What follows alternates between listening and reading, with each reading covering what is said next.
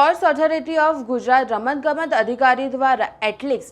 ઇવેન્ટનું આયોજન કરાયું। વડોદરાના માંજલપુર સ્પોર્ટ્સ કોમ્પ્લેક્સ ખાતે એથ્લેટિક્સની ઇવેન્ટમાં અંડર 14, અંડર 17, અંડર 19 કેટેગરીમાં યોજાઈ, જેમાં મોટી સંખ્યામાં સ્કૂલના બાળકો, બોયઝ અને ગર્લ્સે ભાગ લીધો હતો, જેમાં 2800 એન્ટ્રી આવી છે, જ્યારે રનિંગ, ચક્રફેંક એવી ઇવેન્ટો આજરોજ યોજવામાં આવી, જેમાં ઉપસ્થિત રમતગમત અધિકારી શ્રી દિનેશ કદમ, કન્વીનર સાજિદ મંસૂરી, વડોદરા એથ્લેટિક એસોસિએશનના જોઈન્ટ સેક્રેટરી અમિત પટેલ, જે વિજેતાઓ આજે થયા છે, રાજ્ય કક્ષાની સ્પર્ધામાં વડોદરાનું પ્રતિનિધિત્વ કરશે। આજે જિલ્લા પ્રશિક્ષણ કેન્દ્ર અને જિલ્લા રમતગમત અધિકારી સ્પોર્ટ્સ ઓથોરિટી ઓફ ગુજરાત અંતર્ગત વડોદરા શહેરની અંડર 14, 17, 19 શાળાકીય રમતોત્સવ એથ્લેટિક્સ સ્પર્ધાનું આયોજન માંજલપુર સ્પોર્ટ્સ કોમ્પ્લેક્સ ખાતે કરવામાં આવેલ છે, જેમાં 2823 જેટલી મોટી સંખ્યામાં બાળકોએ ભાગ લીધો છે। આ તમામ ખેલાડીઓ જે અહીંયા ભાગ લે છે, એમાંથી જે વિજેતા ખેલાડીઓ થશે એ રાજ્ય કક્ષાની સ્પર્ધામાં વડોદરાનું પ્રતિનિધિત્વ કરશે। મારું નામ દિનેશ કદમ છે, હું જિલ્લા રમતગમત અધિકારી તરીકે વડોદરામાં ફરજ બજાવું છું। આજે ડિસ્ટ્રિક્ટ સ્પોર્ટ્સ ઓફિસ ની જે આપણી કચેરી છે અને district sports officer Shri Dinesh કદમ સાહેબના નેતૃત્વમાં આપણે અહીંયા માંજલપુર સ્પોર્ટ્સ કોમ્પ્લેક્સ ખાતે સ્કૂલ ગેમ્સ ફેડરેશન ઓફ ઇન્ડિયામાં જે સ્પર્ધાઓ થાય છે એની એથ્લેટિક્સની સ્પર્ધા આપણે અહીંયા માંજલપુરમાં કરી રહ્યા છે। આ સ્પર્ધામાં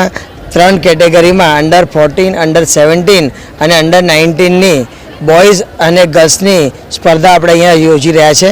અને આ સ્પર્ધામાં આપણને 2800+ એન્ટ્રીઓ મળી છે અને બહુ મોટી સંખ્યામાં ખેલાડીઓ ભાગ લઈ રહ્યા છે, એનો અમને ખૂબ જ આનંદ છે અને એવું લાગી રહ્યું છે કે આવનારા દિવસોમાં બરોડામાંથી આપણને સારા ખેલાડીઓ મળશે અને સ્કૂલના વિદ્યાર્થીઓની અંદર ખેલ પ્રત્યે ઘણી જાગૃતતા આવી છે એવું લાગી રહ્યું છે। આ જે આપણે અત્યારે સ્પર્ધા કરી રહ્યા છે, તો જે પ્રમાણે આપણા દર વખતે એન્ટ્રી આવે છે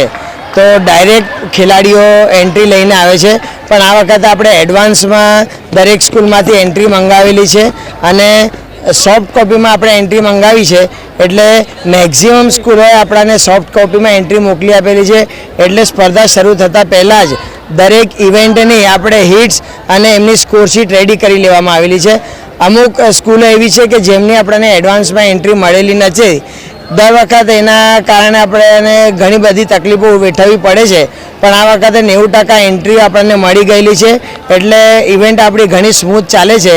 અને એવી આશા છે કે આવનારા દિવસોમાં જ્યારે પણ આપણે આવી સ્પર્ધાઓ કરીશું તો દરેક સ્કૂલમાંથી આપણને એડવાન્સમાં એન્ટ્રી મળી જાય તો આપણી સ્પર્ધા ઘણી સ્મૂથ અને કોઈ પણ અવરોધ વગર થઈ જશે। અત્યારે જે સ્કૂલો એન્ટ્રી આપણને નથી મોકલી એડવાન્સમાં, એ સ્કૂલોને પણ આપણે આપણા ડીએસઓ સર છે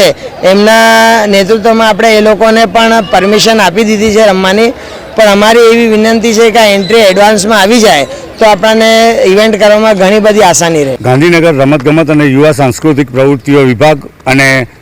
વડોદરા શહેર રમતગમતની અધિકારીની કચેરી દ્વારા આ શાળાકીય રમતોત્સવનું આયોજન હર વર્ષની બેચ આ વર્ષે પણ થઈ રહ્યું છે અને જેમાં એથ્લેટિક્સની સ્પર્ધા આજ રોજ માંજલપુર સ્પોર્ટ્સ કોમ્પ્લેક્સ ખાતે થઈ રહી છે અને જેમાં અત્યારે આપ જે જોઈ રહ્યા છો એ અહીંયા ડિસ્કસ થ્રો, જેને આપણે ગુજરાતીમાં ચક્રફેંક કહીએ છીએ, એ ચક્રફેંકની સ્પર્ધા થઈ ગઈ છે। બહેનોની સ્પર્ધા બી ખૂબ સરસ રીતના પતી ગઈ છે અને અત્યારે આપણા ભાઈઓની સ્પર્ધા ચાલુ છે।